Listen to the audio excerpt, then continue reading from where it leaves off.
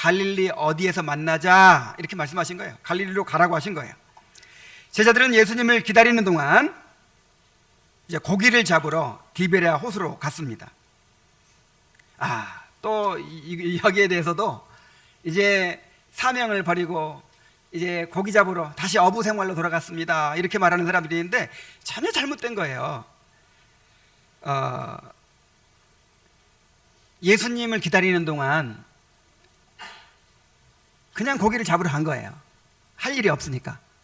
아마 돈이 필요했는지도 모릅니다.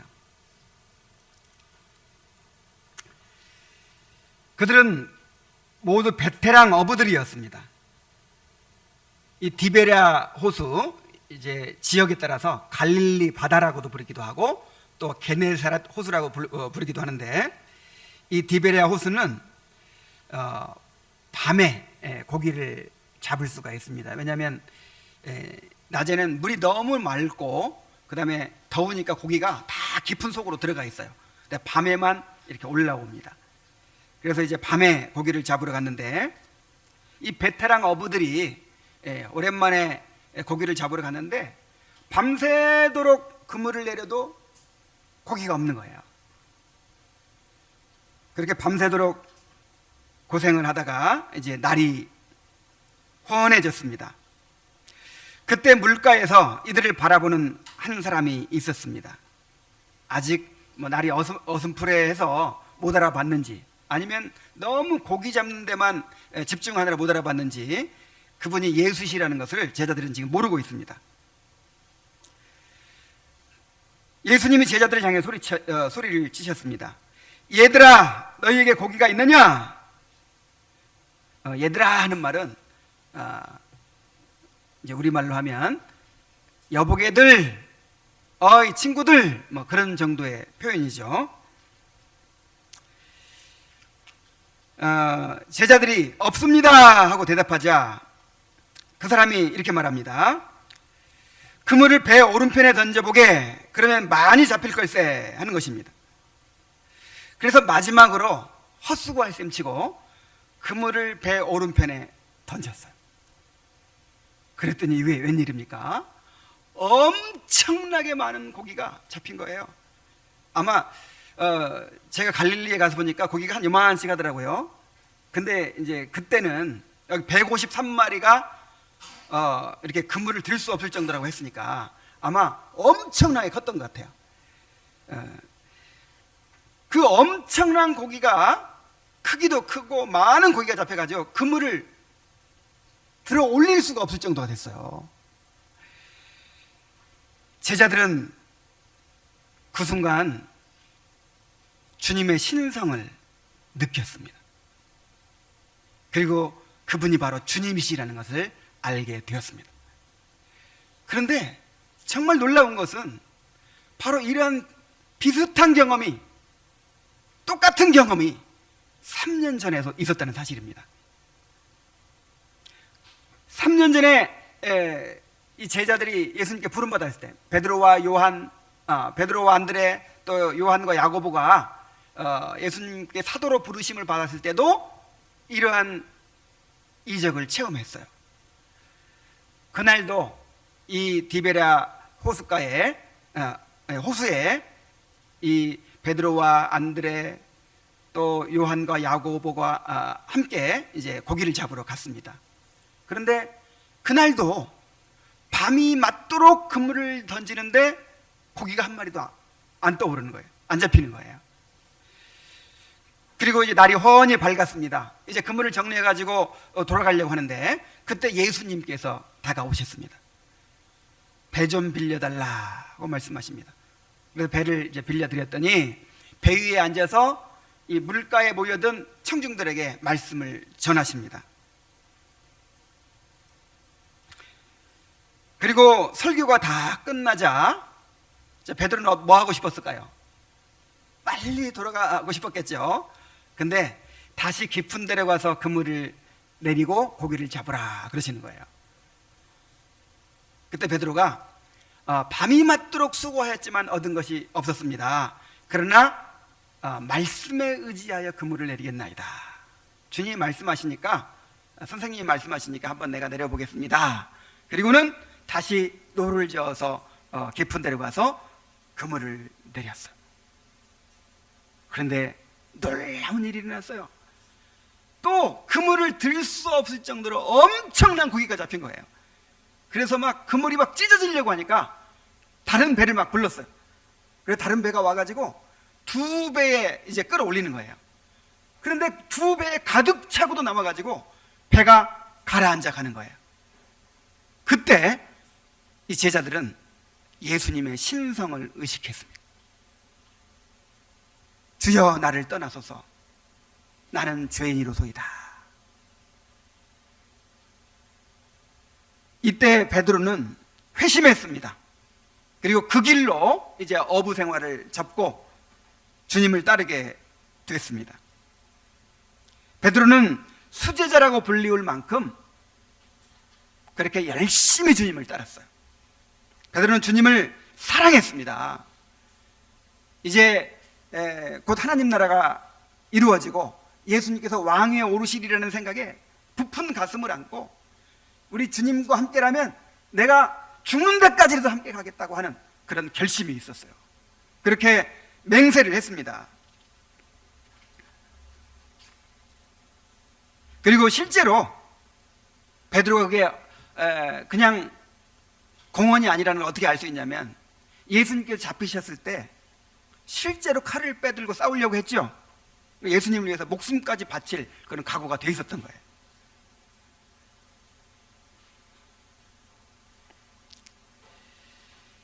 그런데 상황은 전혀 예상치 못한 방향으로 흘러갔습니다. 예수님은 평소에 바리새인들이나 제사장들 앞에서 너무나도 당당하셨어요. 이 독사의 자식들아 하면서 그들을 책망하시고 그들을 꼼짝 못하게 하셨거든요. 그런데 겟세마네 동산에서 너무나도 무력하게 죄인처럼 그들에게 잡혀가셨어요. 그리고 온갖 수치와 모욕을 당하시면서 그들에게 죄인으로 신문을 받으시는 것입니다. 베드로는 그야말로 이 공황 상태에 빠졌어요. 이게 도대체 어떻게 된 일인가? 예수님이 곧 왕이 되실 줄 알았는데 이것이 도대체 어떻게 된 일인가? 그래서 가야바의 그 관저에서 예수님께서 재판을 받으시는 동안 그 바깥 마당에서 이제 숯불을 피워놓고 사람들이 쬐고 있었는데 거기서 베드로가 이 숯불을 같이 쬐면서 지금 혼란과 두려움 가운데 있습니다. 그때 한 사람이 당신도 저 사람과 한 패지? 이렇게 묻는 거예요. 자기도 모르는 사이에 나는 아니야!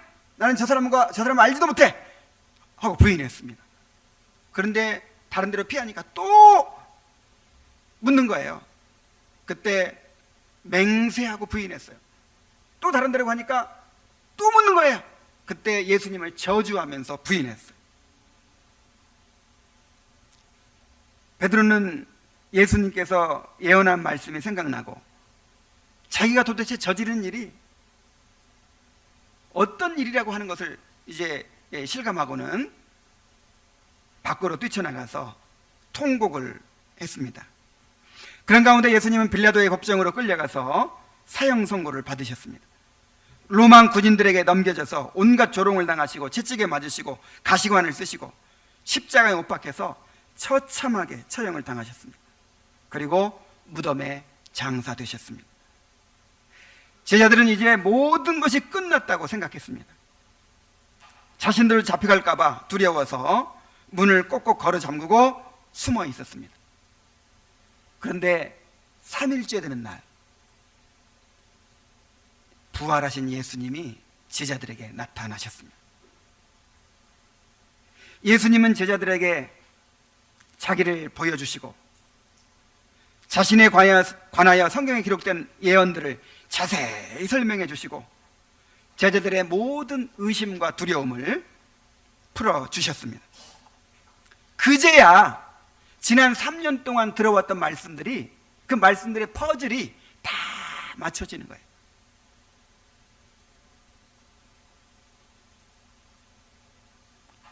그 후에 이제 주님의 분부에 따라서 제자들이 다시 갈릴리로 돌아오게 된 것입니다. 그리고 고기를 잡고 있는 것입니다.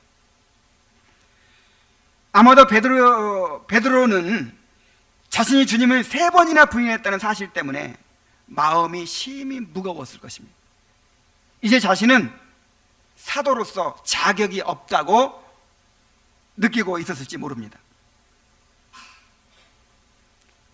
그런데 베드로가 처음 부름받았던 그 디베랴 호수에서, 그리고 베드로가 처음 사도로 부름받았던 그 이적 가운데서 다시 예수님을 만나게 된 것입니다. 다시 그 예수님을 만나서 사명을 받게 되는 것입니다. 제자들이 그분이 예수님이라는 것을 알고 요한이 소리쳤습니다. 주님이시다! 그러니까 베드로가 그 주님이라는 말에 이 옷을 다 벗고 있다가 겉옷을 얼른 둘러입고 그 다음에 물로 첨벙 뛰어들었어요. 육지까지 거리가 한 50칸쯤 된다고 했는데 한 90m 정도 되는 것입니다. 근데 예수님을 만나야 되겠기에 뻘거벗은 몸으로 만들 수 없잖아요. 그래서 겉옷을 입었어요. 이 겉옷은, 유대인들의 겉옷은 밤에 덮고 자는 담요 역할을 하기 때문에 아주 크죠.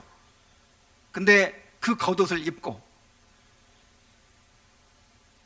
예수님을 빨리 보고 싶은데 마음이 급해가지고 배가 육지까지 가는 것을 기다릴 수가 없어요. 그래서 겉옷을 입은 채로 물로 뛰어들어가지고 막 헤엄쳐서 그렇게 예수님께 왔습니다. 그런데 예수님은 숯불을 피워 놓으시고 그 다음에 빵을 구워 놓으시고 생선도 구워 놓으시고 이렇게 하고 계셨어요. 제자들이 얼마나 추웠을까요? 그 밤새도록 그렇게 이 유대 나라는요 밤에는 추워요. 밤에는. 그래서 그 예수님 십자가에 달리실 때도 이 모닥불을 피웠잖아, 숯불을 피웠잖아요. 그래서 이 추운데 거기다가 온몸에 물에 젖었으니까 얼마나 춥겠어요. 그리고 또 얼마나 배가 고팠겠습니까? 그래서 예수님께서 제자들을 위해서 그렇게 준비해 주신 것이죠.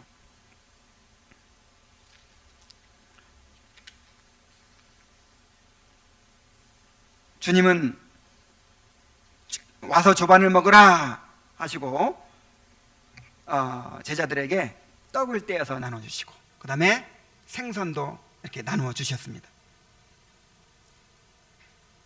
이렇게 아침 식사를 다 한 후에 예수님께서 베드로에게 물으십니다.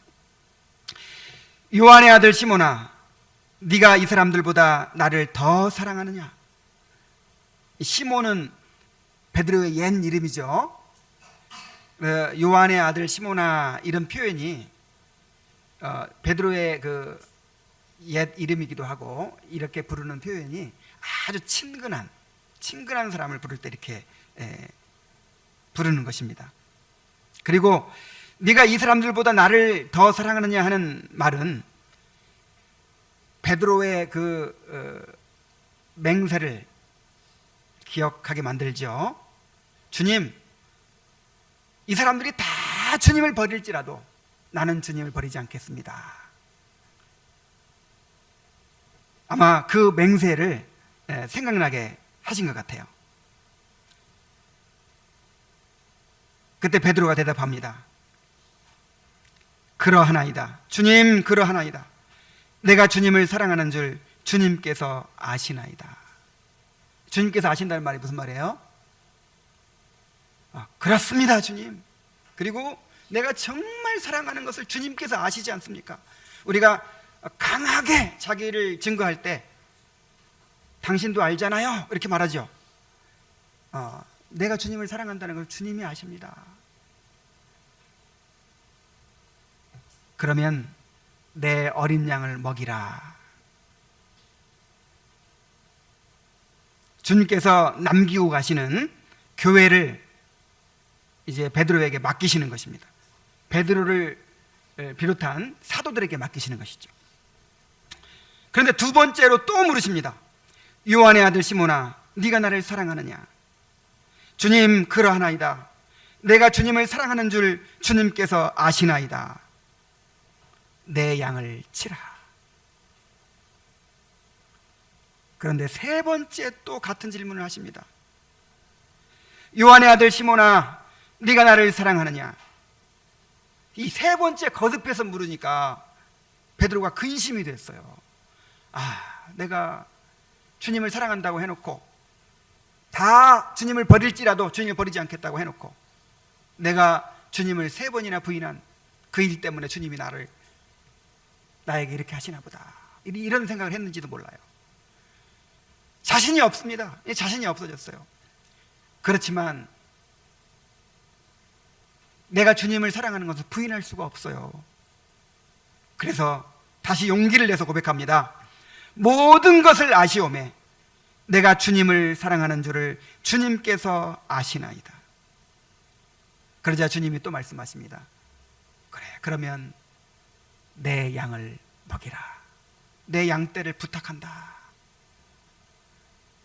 주님은 이렇게 세 번이나 주님께 대한 사랑을 확인하시고 베드로에게 주님의 교회를 인도하는 사명을 맡겨주셨습니다.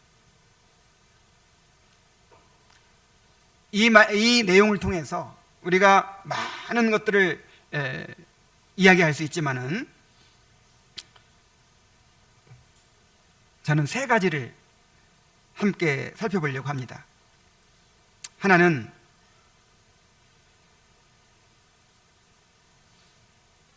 우리가 주님을 사랑하는 것이 얼마나 중요한 것인지 하는 것이고요. 또 하나는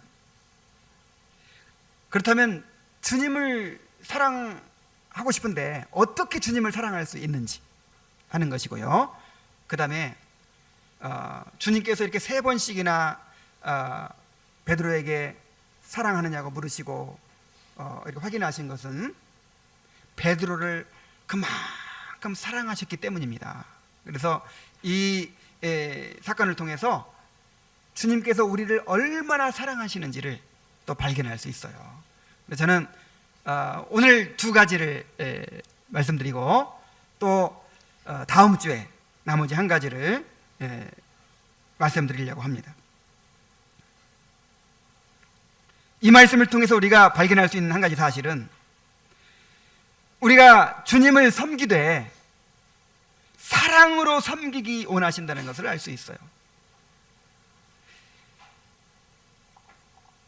주님이 베드로에게 사명을 맡기시면서 네가 나를 사랑하느냐라고 물으신 것은 베드로가 주님을 사랑함으로 그 일을 감당하기를 원하셨기 때문입니다. 주님이 우리에게 원하시는 것은 다른 것이 아닙니다. 주님이 우리에게 원하시는 것은 사랑입니다. 우리가 주님을 사랑하도록 주님은 우리를 창조하셨습니다. 우리가 주님을 사랑하도록 우리를 구원하셨습니다. 우리가 주님을 사랑하도록 우리에게 사명을 맡겨주셨습니다. 우리에게 맡겨주신 모든 사명은요, 다른 말로 하면 주님을 사랑하라는 거예요. 그러므로 우리가 행하는 모든 일들이 주님을 사랑하는 것이 되어야 합니다. 우리의 예배가 주님을 사랑하는 것이 되어야 합니다. 우리의 모든 섬김이 주님께 대한 사랑이 되어야 합니다. 우리가 주님을 위해 드릴 수 있는 것이 무엇이 있겠습니까? 우리가 드리는 것들이 주님께 무슨 가치가 있겠습니까? 아무리 위대한 일을 이루더라도 주님을 사랑하는 것이 아니라면 그것이 주님께 무슨 가치가 있겠습니까? 그래서 고린도전서 13장 1절로 3절에는 이렇게 이야기했습니다. 내가 사람의 방언과 천사의 일을 할지라도 사랑이 없으면 소리나는 구리와 울리는 꽹과리가 되고, 내가 예언하는 능력이 있어 모든 비밀과 모든 지식을 알고 또 산을 옮길 만한 모든 믿음이 있을지라도 사랑이 없으면 내가 아무것도 아니요. 내가 내게 있는 모든 것으로 구제하고 또 내 몸을 불사르게 내줄지라도 사랑이 없으면 내게 아무 유익이 없느니라. 자, 이 말씀을 통해서 사랑이 없이도 정말 많은 일들을 할 수 있다는 것을 알 수 있어요. 주님을 향한 사랑이 없이도 사람의 방언과 천사의 말을 할 수 있어요. 예언을 할 수 있어요. 모든 비밀과 모든 지식을 다 할 수 있어요. 산을 옮길 만한 믿음도 가질 수 있어요. 어떤 신념도 가질 수 있죠. 또한 모든 것으로 구제하고 자기 몸을 불사르게 내줄 수도 있어요.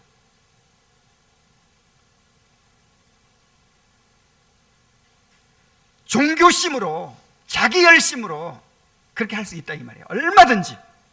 그 신뢰가 누굽니까? 고린도 교인들이에요. 지금 고린도 교인들 들으라고 얘기하는 얘기예요. 고린도 교인들이 얼마나 지식이 많았습니까? 얼마나 구변이 좋았습니까? 얼마나 은사가 많았습니까? 얼마나 열심히 있었습니까? 그런데 주님께 대한 사랑이 없었다는 거예요. 그래서 소리나는 구리와 울리는 꽹과리 같은 그런 예배를 드렸다는 거예요. 그러므로 주님의 일꾼으로서의 자격은 바로 주님을 사랑하는 데 있습니다. 우리에게 능력이 얼마나 있는가, 우리가 얼마나 많은 지식을 가지고 있는가, 뭐 이런 것은 문제가 되지 않아요. 왜 그렇습니까? 주님께서 베드로를 사도로 부르실 때 보여주신 이적이 있죠. 주님께서 사명을 맡기실 때 보여주신 이적이 있죠. 이게 주님께서 연출하신 것입니다. 밤이 새도록 그물을 던져도 고기도 한 마리를 못 잡는 거예요.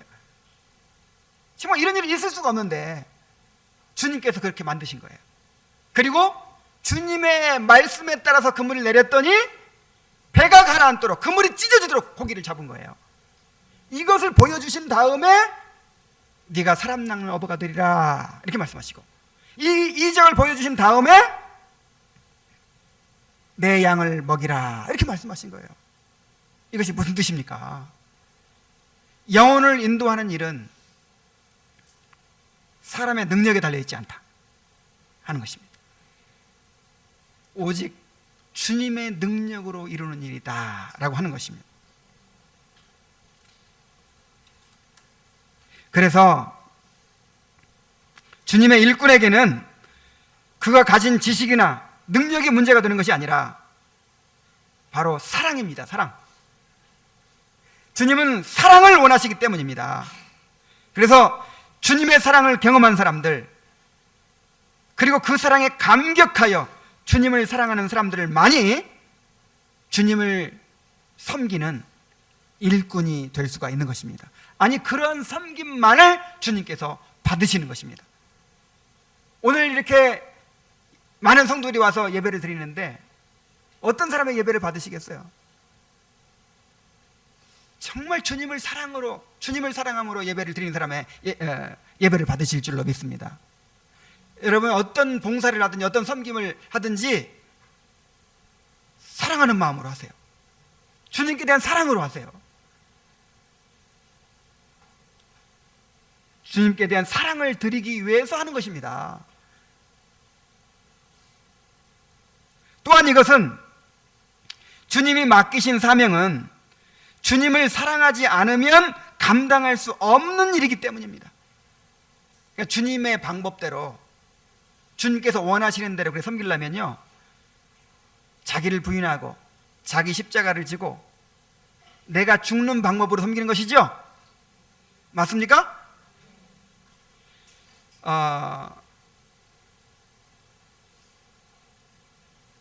우리 결혼 예비 모임을 하고 있는데 남편이나 아내를 있는 그대로 용납하고 사랑하라는 거예요. 그리고 남편이나 아내를 변화시키기 위해서 내가 할 수 있는 일이 있는데, 그게 뭐냐면 예수님이 교회를 변화시키기 위해서 뭐 하셨어요? 십자가를 지셨잖아요. 그러니까 그리스도께서 교회를 사랑하신 것처럼 하라, 이 말은 자기가 죽으라는 거예요. 자기가 십자가를 지는 것을 통해서 그를 변화시키라는 거예요. 이것은 우리 힘으로 할 수 있습니까, 없습니까? 칼빈은 이 말씀에 대해 이렇게 주석을 했습니다. 이 말씀은 어느 누구도 인간적인 수준 이상의 안목이 없고서는 교회 봉사와 양떼를 먹이는 임무를 제대로 충실하게 감당할 수 없다는 뜻이다. 무엇보다도 먹이는 임무 자체가 힘들고 괴로운 것은 사람을 하나님의 멍에 아래 두는 일보다 더 어려운 일도 없기 때문이다. 이야, 정말 사람을 하나님의 멍에 아래 두는 거, 이거보다 세상에서 어려운 일이 없어요. 왜 그렇죠? 다 부패한 죄인들이잖아요. 대부분의 사람들은 연약한가 하면, 또 어떤 사람들은 경솔하고 미덥지 못하며, 또 어떤 사람들은 둔하고 게으르며, 그런가 하면 다른 어떤 사람들은 고집불통이라서 가르칠 수가 없다. 여기에다 사탄은 온갖 거침돌을 가지고 공격해 오면서 선량한 목사의 용기를 꺾어 놓으려 하고 있다. 그러므로 목사가 이 직분을 한결같이 감당하려면 그리스도의 사랑에 감격한 나머지 자아를 망각하고 온전히 그에게 바치는 가운데 온갖 장애물을 극복할 수 있어야 한다. 정말 목사는 주님을 사랑하는 사람이어야 합니다. 주님을 사랑해야 인내할 수 있어요. 내 마음대로 사람이 변화됩니까? 주님의 시간표대로 하시는 거예요. 이 사역은요, 성공하도록 명령받지 않았어요. 너 가서 이 사역에 성공해라, 그런 사람이 하나도 없어요. 그냥 죽도록 충성해라 하는 거예요. 예레미야 같은 선지자는 실패하는 게 목적이에요. 죽어라고 그렇게 맞아가면서 핍박받아가면서 이렇게 말씀을 전하는데 끝까지 안 변하는 거예요. 망할 때까지 안 변하는 거예요. 근데 그게 주님의 계획이에요. 근데 요나 같은 사람은 마음에도 없이 그냥 사흘길 되는 그 니느웨 성을 하루길 가면서, 그것도 말 타고 가면서 40일 지나면 무너진다 그냥 지나갔는데, 임금부터 왕부터 시작해가지고 그냥 심지어 짐승들까지 다 금식하면서 회개했잖아요. 역사 이래 최대의 부흥이 일어났어요. 누가 하셨어요? 그래서 사람을 변화시키고 회심시키는 것은 하나님이시기 때문에 정말 이 결과 가지고 이 마음이 왔다 갔다 하면 안 되는 거예요. 인내해야 돼요. 받아들여야 돼요.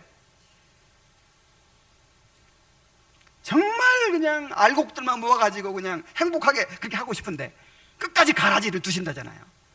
안 뽑아내고. 그것이 우리의 겸손을 위해서, 우리의 성화를 위해서 그렇게 하신다잖아요.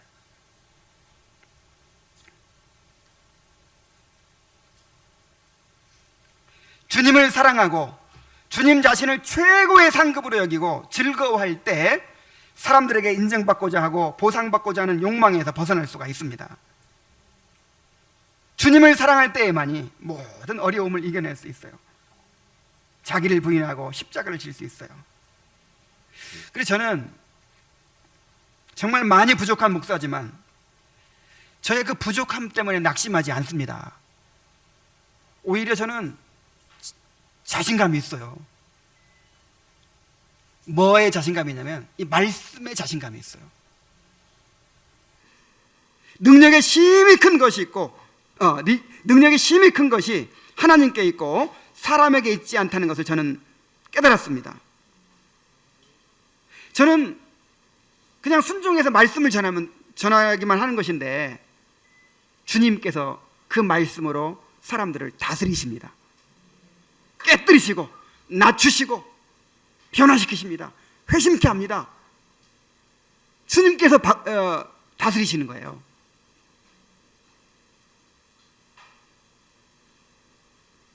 그래서 저는 내가 이렇게 부족하기 때문에 실망하지는 않지만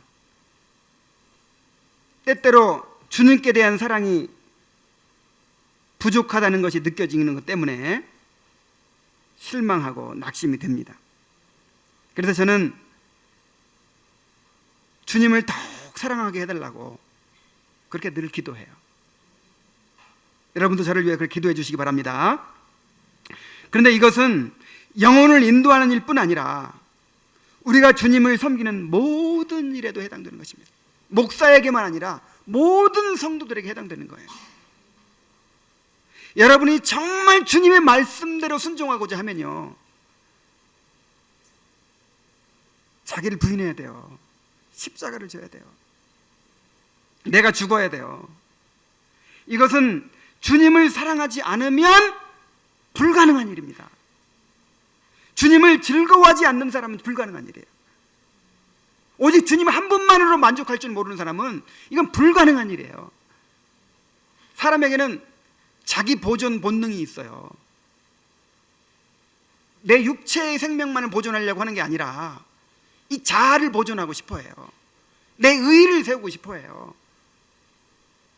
나를 부인하기 싫어요. 본능이에요. 이건 본능. 정말 주님을 사랑하는 사람만이 자기를 포기할 수 있어요. 그래서 우리의 문제는 능력이 부족한 데 있지 않습니다. 환경이 문제가 되는 것이 아닙니다. 우리의 문제는 주님을 향한 사랑이 부족한 데 있습니다. 주님을 뜨겁게 사랑하는 사람은요, 어떤 문제든지 다 이겨낼 수 있어요. 그러나 주님께 대한 사랑이 없으면 사사건건 모든 것이 다 문제가 됩니다. 여러분, 주님을 지금 섬기면서 주님의 말씀을 순종하려고 하면서 어려운 점이 무엇입니까? 무엇 때문에 그렇게 어려워하시고 힘들어하십니까? 우리는 조건을 따지고 환경을 탓하지만 주님은 우리에게 이렇게 물으십니다. 네가 나를 사랑하느냐? 너의 마음속에 정말 나를 사랑하는 마음이 있느냐? 오직 나만으로 만족하고 나를 즐거워하는 마음이 있느냐?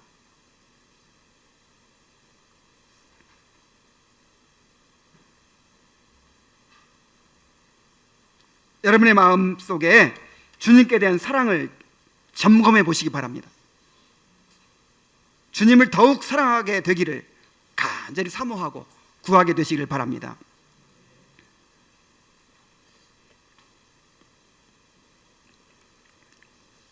우리는 또한 이 말씀을 통해서 주님을 사랑하는 길이 무엇인지를 알 수 있어요. 여러분, 주님을 사랑한다는 것이 무엇입니까? 주님을 즐거워한다는 것이 무엇입니까? 이런 것들이 다 모호한 것이 아니에요. 우리를 그렇게 모호하게 피상적으로 그렇게 그냥 혼란에 빠뜨리시는 분이 아니십니다. 구체적으로 분명하게 주님께서 우리에게 제시해 주셨습니다. 자, 우리가 주님을 사랑한다는 것이 무엇입니까? 어떻게 주님을 사랑할 수 있습니까? 주님은 베드로에게 사명을 맡기시면서 내가 나를 사랑하느냐고 물으셨죠. 네가 나를 사랑하느냐 물으시고 그 다음에 뭐라고 말씀하셨어요? 내 어린 양을 먹이라. 네가 나를 사랑하느냐? 내 양을 치라. 네가 나를 사랑하느냐? 내 양을 먹이라.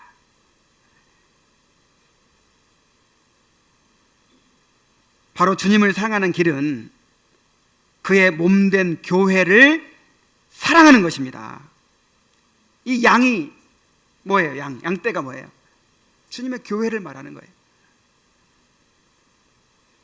주님의 교회를 베드로를 비롯한 사도들에게 위임하시는 것입니다. 너희들이 나를 사랑한다면 내 생명과도 같은 이 교회를 부탁한다. 이렇게 말씀하시는 거예요. 사도들은 주님을 사랑했기 때문에 교회를 사랑했습니다. 베드로는 주님을 사랑했기 때문에 주님의 교회를 섬기기 위해서 자신의 목숨을 바쳤습니다. 바울은 교회를 향한 사랑을 이렇게 고백했습니다. 골로새서 1장 24절에 보면요, 나는 이제 너희를 위하여 받는 괴로움을 기뻐하고 그리스도의 남은 고난을 그의 몸된 교회를 위하여 내 육체에 채우노라.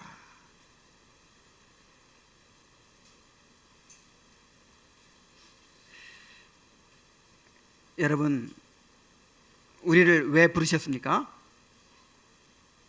주님을 위해 고난받으라고 부르셨습니다. 왜 부르셨다고요? 주님을 위해 고난받으라고 부르셨어요. 근데 주님을 위해 어떻게 고난받습니까? 그의 몸된 교회를 위하여 고난받는 거예요. 주님께서 고난을 남겨두셨다는 거예요. 우리를 위해서. 우리가 그의 고난과 부활에 참여해야 되잖아요. 그의 부활에 참여하려면 어디에 참여해야 돼요? 고난에 참여해야 되기 때문에 주님이 우리를 위한 고난을 남겨두셨다는 거예요. 주님의 고난을. 그래서 주님의 고난에 참여하는 길이 뭐냐? 교회를 위해서 고난받는 거예요. 고린도후서 근데 그것을 싫어해요, 좋아해요? 바울이 좋아해요. 너희를 위하여 받는 괴로움을 어떻게 하고? 기뻐하고 그랬잖아요. 내가 주님을 위해서 그의 몸된 교회를 위해 고난받을 수 있다는 것이 얼마나 큰 특권인지 그것을 기뻐했다고요. 고린도후서 5장 13절 14절에 이렇게 말합니다. 우리가 만일 미쳤어도 하나님을 위한 것이요 정신이 온전하여도 너희를 위한 것이니 그리스도의 사랑이 우리를 강권하시는도다. 바울은 그야말로 미친 사람 같았어요. 주님의 몸된 교회를 위해서 그렇게 자기를 돌아보지 않고 고난받았잖아요. 근데 왜 그렇게 했다고요? 그리스도의 사랑이 우리를 강권하시기 때문에.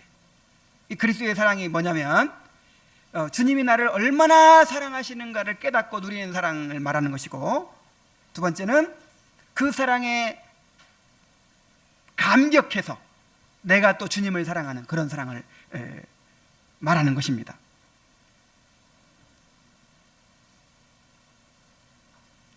우리가 주님을 사랑한다면 주님의 교회를 사랑해야 됩니다.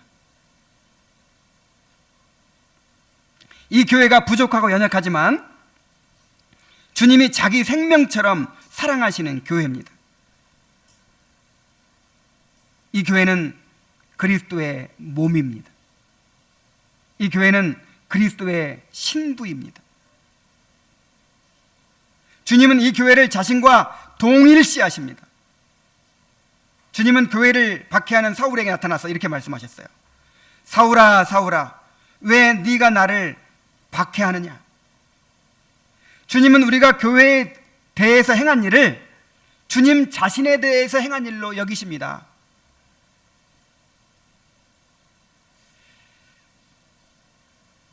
주님을 사랑하는 것과 교회를 사랑하는 것은 결코 다른 사랑이 아닙니다. 마태복음 25장 31절 46절에 보면은 양과 염소의 비유가 나오는데, 이 비유를 보면요, 주님이 이 교회를 어떻게 여기시는가를 잘 알 수 있어요. 시간이 없기 때문에 제가 그냥 읽어드리겠습니다. 주님은 심판 때에 이제 의인들에게 이렇게 말씀하십니다. 구원받는 사람들의 특징이 보세요. 어떤가? 내가 줄일 때 너희가 먹을 것을 주었고, 목마를 때 마시게 하였고, 나그네 되었을 때 영접하였고, 헐벗을 때 옷을 입혔고, 병들었을 때 돌보았고, 옥에 갇혔을 때 와서 보았느니라.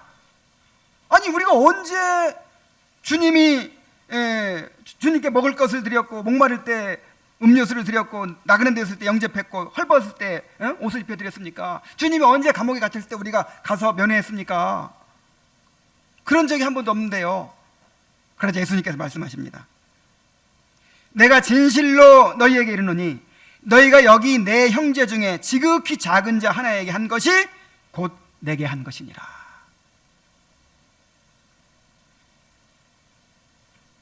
지극히 작은 자 하나에게 한 것이 누구에게 한 것이라고요? 내게 한 것이라. 예수님께 한 것으로 말씀하고 있어요. 여기서 지극히 작은 자가 누구예요? 지극히 작은 자가 누굽니까? 그냥 세상에 나가서 불쌍한 사람들 도와주는 뭐 그런 걸 말하는 거예요? 여기 보세요.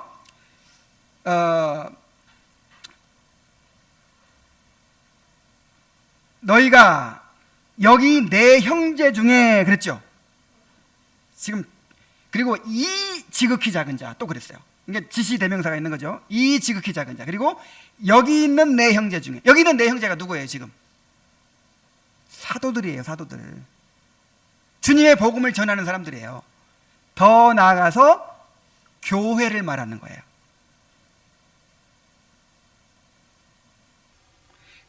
그래서 이것을 지극히 작은 자 하나에게 내게 한 것이냐, 그러니까 또 지극히 작은 자가 누군가 찾으러 돌아다니지 말고 교회를 강조한 표현이죠. 그럼 지극히 큰 자한테는 하지 말라는 거예요? 뭐 큰 자도 없지만.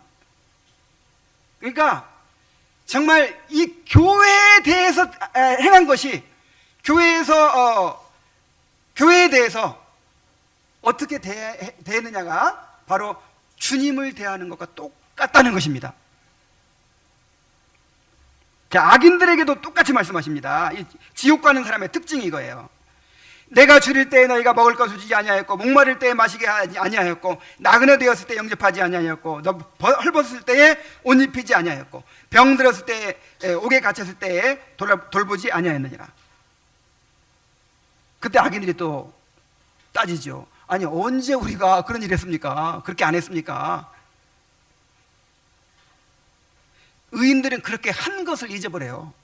근데 악인들은 그렇게 안 한 것을 또 잊어버려요. 몰라요. 그래서 주님 말씀하십니다. 이 지극히 작은 자 하나에게 하지 아니한 것이 곧 내게 하지 아니한 것이니라.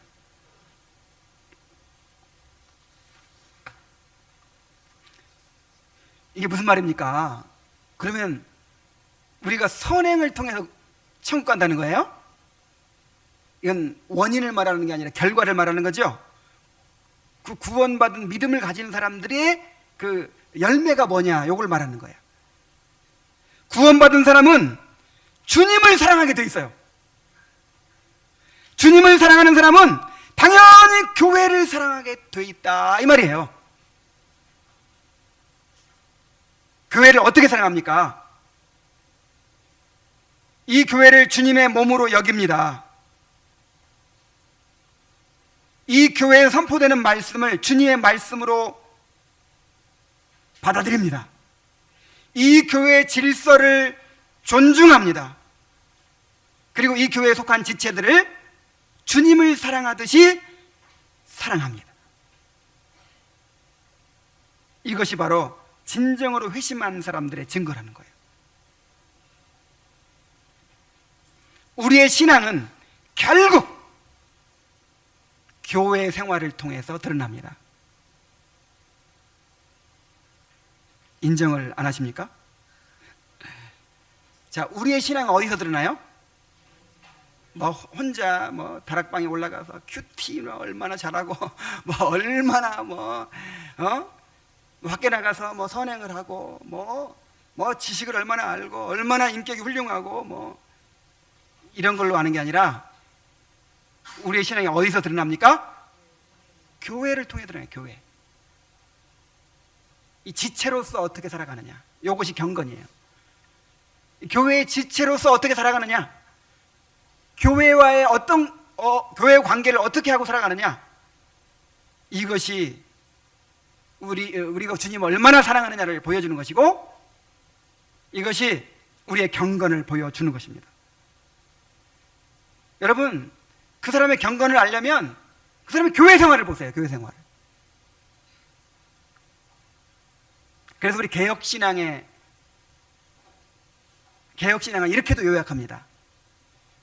우리 개혁신앙은 이렇게도 단순하게 요약할 수 있어요.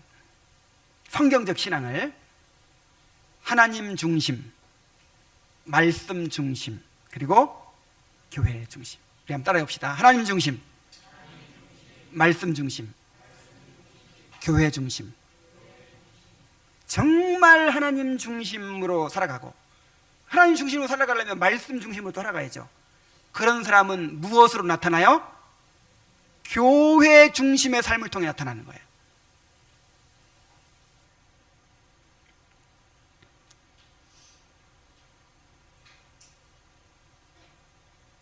여러분, 교회는요, 사랑해야 되는 것입니다. 교회는 뭐 학원 다니듯이 교회 다니고 무슨 강연에 다니듯이 교회 다니는 거 아니에요. 이 교회를 통해 내가 무슨 유익을 얻을 것인가. 학원은 그렇게 해야죠. 어느 학원이 더 크고 좋은가? 어느 학원이 더 내 필요를 채워줄 수 있는가? 교회는 사랑하는 것입니다. 교회는 뭐 하는 거라고요? 사랑하는 거예요. 여러분, 가족은 조건을 따지지 않습니다. 우리 가족들을 그렇게 사랑합니까? 오히려 연약할 때 더 사랑합니다. 가족은 사랑하는 것이지 조건 따지고 뭐 유익 따지고 그런 게 아니에요. 다시 말씀드립니다. 교회는 사랑하는 것입니다.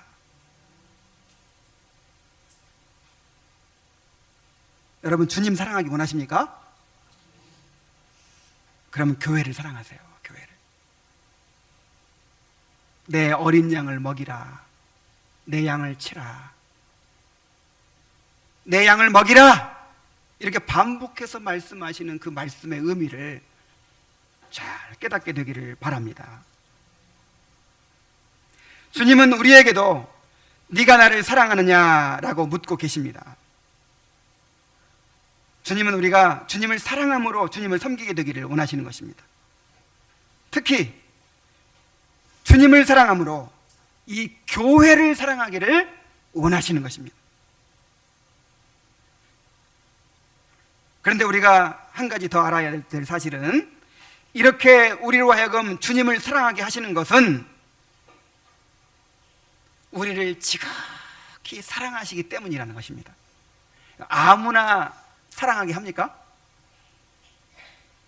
정말 이렇게 주님을 사랑하도록 우리에게 명령하고 계시는 것은, 우리에게 부탁하고 계시는 것은 우리를 향한 주님의 큰 사랑을 보여주는 것입니다. 자, 이것은 이제 다음 주에 살펴보도록 하겠습니다. 한 주간 동안 네가 나를 사랑하느냐 라고 하시는 주님의 질문을 깊이 묵상하면서 주님이 얼마나 우리를 사랑하신지를 깨닫고, 또 우리가 주님을 더욱 사랑하게 되기를 그렇게 갈망하며 소원하는 마음이 우리 마음 가운데 충만해지기를 간절히 바랍니다. 기도하겠습니다.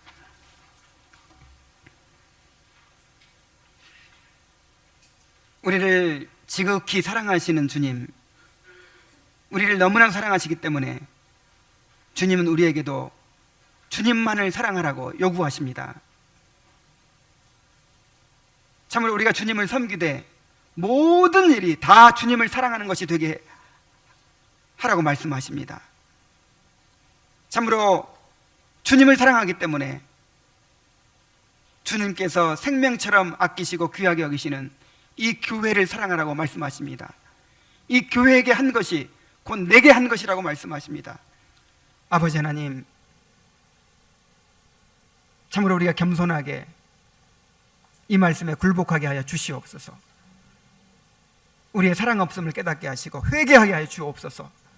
주님을 더욱 사랑하게 되기를 갈망하며 주님의 몸된 교회를 더욱 사랑하게 되기를 힘쓰게 하여 주시옵소서. 예수님의 이름으로 기도하옵나이다. 아멘.